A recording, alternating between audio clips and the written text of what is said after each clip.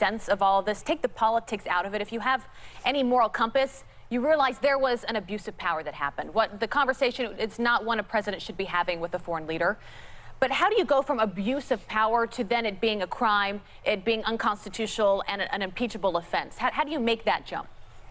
And are we there yet? Yeah, I don't think Democrats in the House need to even make that connection between a crime and something that's impeachable. That's because, there's a long-standing agreement that you can't indict a sitting president. That's what we saw with the Mueller report, kind of fizzling out in a sense of getting Trump, for those who wanted that to happen. Congress can impeach a president for whatever they want. They get to decide what high crimes and misdemeanors in the Constitution says. So House Democrats don't necessarily need to implicate the president in a crime, though some legal experts who have talked to me and my colleagues say there is definitely evidence of that here. They can just say he abused the power, he wasn't presidential, let's impeach him. Hi, Amber, it's Megan. In his letter accompanying the whistleblower complaint, the Inspector General says that he did find evidence of, quote, arguable political bias on the part of the whistleblower in, quote, favor of a rival political candidate. So do you think this makes the complaint any less credible? It's difficult to tell. Republicans in Congress right now are certainly glomming onto that line.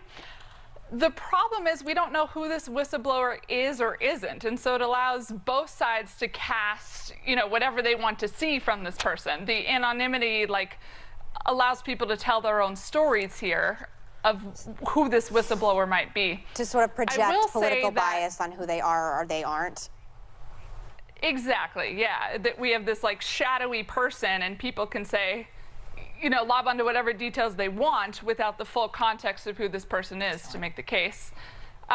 The intelligence chief talking for Congress today did say that he thought the whistleblower acted in good faith and followed all the laws for this complaint, for whatever that's worth. Okay, so Nancy Pelosi is keeping her impeachment inquiry narrow in scope.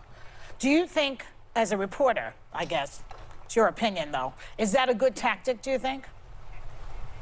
Yeah, well, I can give my analysis since it's also part of my job here at the Washington Post. I talked to someone who was in the House during the impeachment scandal, a lawyer for President Clinton. He told me what he thinks Pelosi is doing is impeachment light. Normally, to the extent there is a pattern for this, you would have an entire committee sprung up and dedicated specifically to talking about impeachment.